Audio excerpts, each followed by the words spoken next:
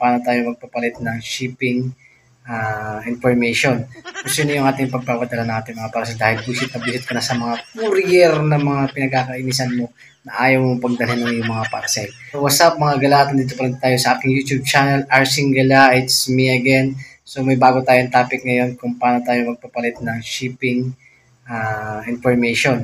Kung sino yung ating pagpapadala natin mga parcel dahil busit na busit ka na sa mga courier na mga pinagkakainisan mo na ayaw mong pagdalhin ng iyong mga parcel. So ito ngayon, may choices ka rito kung sino ang pwedeng gusto mong magdala ng inyong mga parcel.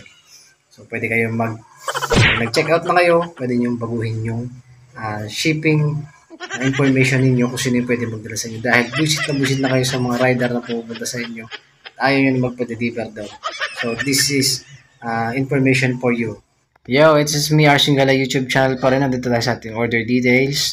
Sa ating apps na pinag-orderan, nag-try tayo ng battery. So, may makikita tayo dito na order details natin sa pay cash with the delivery waiting for seller to ship.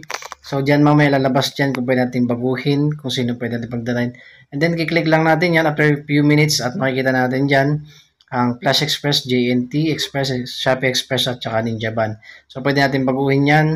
At tapos, pagkatapos natin baguhin yan, kung sino natin pagdadalhan, pwede mo na silang buwisitin din. I-cancel mo pagdating ng mga order nyo para buwisit na buwisit din sila sa inyo.